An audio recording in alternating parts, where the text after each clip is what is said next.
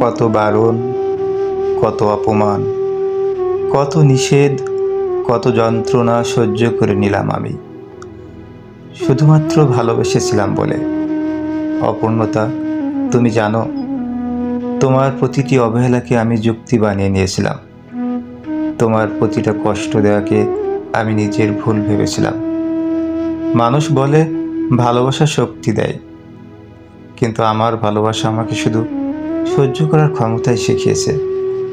তুমি যখন বলেছিলে দূরে থাকো, আমি দূরে থেকেও তোমাকেই আঁকড়েছিলাম।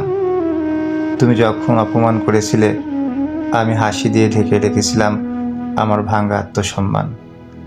কারণ আমি ভাবতাম একদিন তুমি বুঝবে, একদিন তুমি ফিরে তাকাবে, একদিন তুমি বলবে, লেখক সাহেব, তুমি ছাড়া আমি অসম্পূর্ণ।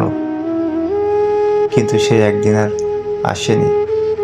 বরং প্রতিদিন আমি একটু একটু করে ভেঙেছি, আর তোমাকে পূর্ণ হতে দেখেছি অন্য কারো পাশে।